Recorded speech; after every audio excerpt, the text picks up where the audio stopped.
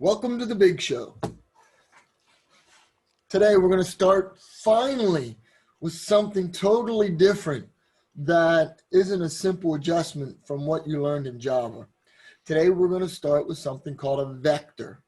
Okay, so what's the idea behind a vector? Well, we just finished talking about arrays, and our one big problem with an array was we could run out of memory, or we could create so much memory that we're just wasting a lot of space. Now, it doesn't sound like much because everything we've been putting in an array is a simple number, but eventually we're going to be creating new data types different than an int or a double or even a string that are going to take up a lot more memory at each location of an array. So the memory is going to become an issue. Now, that is called a static data type. Today we're going to look at vectors, which are a dynamic data type. Okay, so vectors are dynamic, which means they're changing. They're going to shrink and grow kind of as needed. We get this whole new terminology, static and dynamic. You'll do a lot of work in the next course with static data types and dynamic. Okay, you're going to learn all these new data types and make them up. Well, it's similar to what you have with a vector. A vector is something that isn't really included with C++, but somebody wrote it, and when they wrote it, they created it like a class where it'll have a data type that I can store in it, and then it's going to have a bunch of functions that I can use to manipulate it so that I can work with something like an array but not have memory issues. Okay, so when I say somebody wrote this and created, it's now stuck in something called the standard template library. It's a template, which means it's set up to work with multiple data types. You'll get into templates in your next course, but it's just a blank template that says, hey, I can store integers in it, or I can use it to store doubles, or I can use it to store whatever. So it's a template. And again, it's stored in a library, which means when we get ready to use this, we have to use that preprocessor directive. Pause. I don't want to keep rolling because sometimes I keep talking and people stop listening. All right, so again, it's a collection of data types and algorithms. I like to say functions instead of algorithms here. I mean, that would be more of an appropriate word because they're already written for us, okay, that you can use in your programs. Not a part of C++, but it's built in and it's stored in a library. All right, a vector. It's like an array, but instead of being static, it's dynamic. It's like an array in that when I store my values, they're going to be sequential, one's right after another. And for the most part, we can use a subscript. And again, a subscript is, we get into the whole square brackets. But again, the benefit is it can grow or shrink as needed. Now, where does it differ? You don't have to declare size up front. Again, you do not have to, but you can declare size up front. If it's full, we can automatically increase the size. And there's actually a function written to find the size of a vector. So far, so good. Questions? All right, so it's stored in a library, which means we need to include a preprocessor directive. And the one that we're going to include is #include vectors. The less than, greater than thingies. What's the professional name of those? Less than or greater. They're not braces. They're not brackets. They're not parentheses. They're, I don't know. The less than or greater. Are they caret brackets? Oh, sounds good to me. Note, caret brackets. Like carrot, something you eat? Yes, okay. Caret bracket. I'll go with that. Maybe I'll look it up just to be. Did anybody else ever hear of them called caret brackets? Carrot or carrot? however you want to say it. Okay, so the first thing I want to do is take a look at getting my vector set up. So if I want to create a vector of integers, call it numbers, nice and simple. Now, just like an array, numbers is going to hold the address. Remember when we looked at just the name of an array, it was the address, and then the subscripts told me where to go after that. We got into that a little bit with our reference variables back in the last chapter. I guess that was technically something new. If I want to give it an initial size, I can. I don't have to. But if I want to give it an initial size, I put it in parentheses, not square brackets. So now I'm going to create a vector of size 10. Those first 10 that I created, I can reference with a subscript. If I add more to it, then I start to get into trouble. I can create a vector of integers of size 10 and fill them all with the number 2. So different ways to get it up and running. This is like an implicit initialization where I'm giving the values already. And again, we can use any data type, float, string, charge, doubles. And it's set up because it is a template that will allow any type of data to be used there. If you want to know more about templates, you can go to chapter 16. There's some information in there. Not much. Don't worry about it if you don't need to. Okay. Moving right along with vectors. Another way to do an implicit initialization is declare the vector and give it 4 values. Again, when we declare this, we can actually use the subscripts to access the elements. So I could say numbers square bracket 0, and I would get the value 10.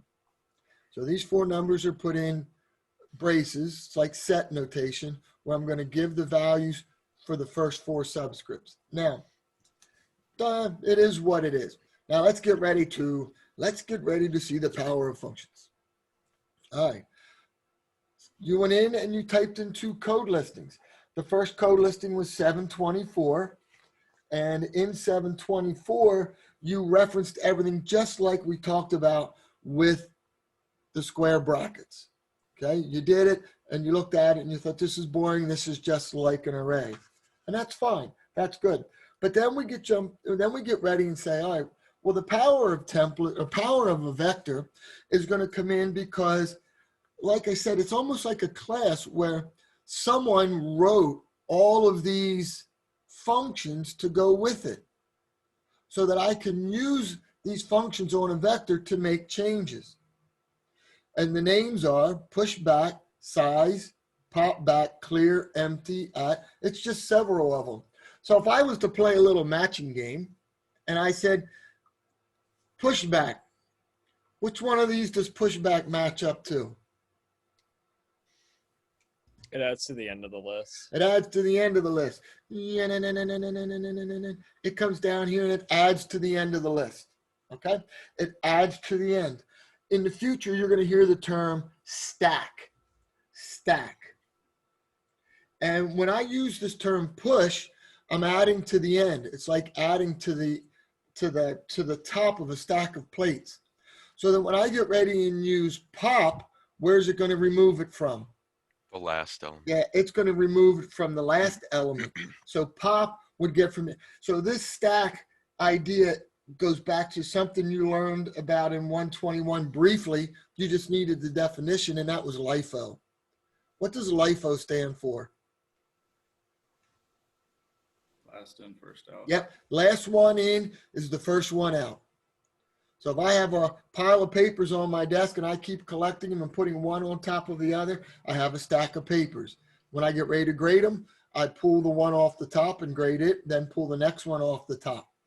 Okay. So push back is going to help us add a number like 25 to the end of my vector. So if I didn't declare a size or I have a size and I want to keep adding, I add and add and add by using pushback.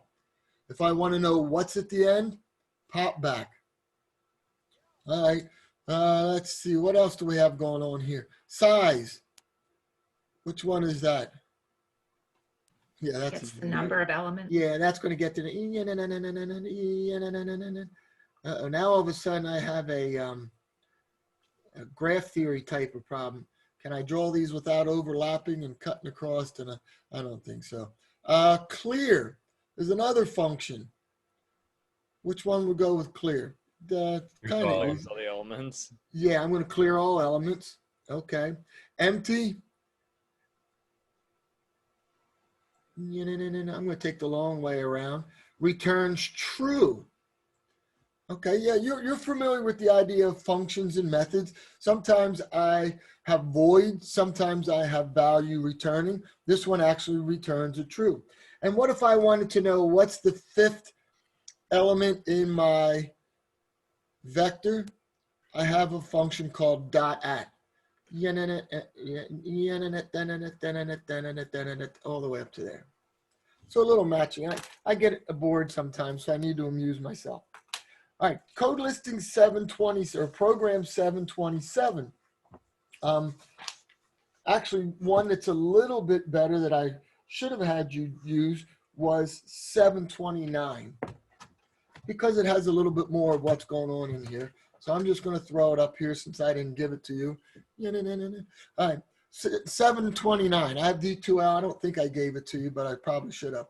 Line number 3, you see again where I do the preprocessor directive, I include that vector template library. Okay, I come in and I just declare it. It's called values. That's the starting address. Pushback. It's going to add 1 to the beginning. Then I'm going to put in a 2. Then I'm going to put in a 3. Then you notice that we call the function dot size. Dot size. I use my vector name and the function dot size, and it returns how many items are in there. Pop back. Do you notice what pop back does? Pop back, again, deletes the 3. If I come over to the top, if I do a pop back, again, I check the size. It keeps decreasing as I go through, one right after another. So push and pop are the popular ones. If you looked, and I'm sure you all read through the rest of the chapter, you can see where we are working with a couple of these functions that I just talked about briefly. Questions on a vector? So since we can always find the value at 5 using the brackets, is there a good reason to use value at, or is it kind of just another tool? So say I didn't even see value at. Is that one that was in one of these programs? Or it was the last one you had, the dot at The function. at. Okay, so if I want to know what the last element is, I may have to go and use size to get the last element, okay? When I do that, then I can do at to find out what's there. Because when I do pop back, it's removing from the end. It'd be nice if pop back not only removed, but returned the value. But since it doesn't, so again, you start to see some flaws in a vector the way it was written, but at the same time, I'm not wasting memory or running out of memory. Some people like vectors way better than arrays. I still like the idea of an array. Now, when you take CPS 162, you're going to learn about something called a linked list, which is also dynamic, and it'll replace all this. It'll make it a lot easier to work with.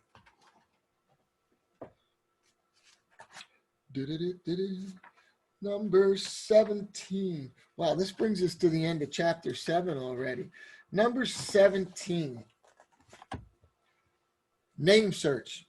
I'm going to provide you with 2 files, girlsname.txt and boysname.txt, okay? I want you to write the program. This is page 459. Write a program that fills 2 vectors, And then I want you to go through and ask the user for a name, and it could see if it's a boy's name, a girl's name, or both. So one of the things I want you to do is take a peek at the test data, find a name that's not in there. That would be kind of easy to do. Find a name that's in the boys, find a name that's in the girls, maybe even see if there's a name that's in both. Okay, but I want you to fill the two arrays, no, excuse me, fill the two vectors with data from a text file. So what I might do is fill it and display it just to make sure all that works. Then repeat the process for the second one. And then do your search. Questions? Hearing none. And yes, Rahik. And I'm going to create some rooms. And one of the things I will do next week, and I'll start to do occasionally, if you want to work on your own and not join a room, then you don't have to join. And I will rearrange rooms so that I can get like 3 people in each room. But for today, at least, I still want you to jump into rooms of 3 because you do learn so much from each other. Okay. You should, yeah, they're in D2L now. Okay. The 2 text files should be in D2L. All right. Send you into rooms.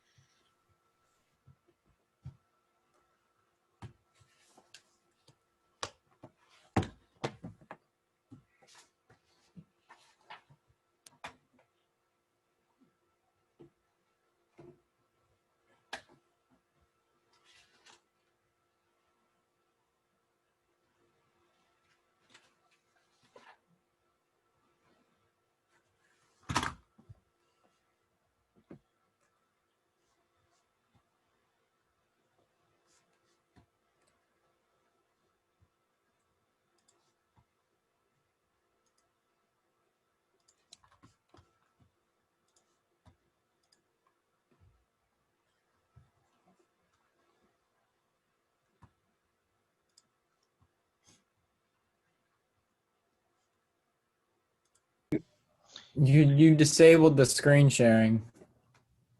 Who? Me? Hang on. Yeah, you.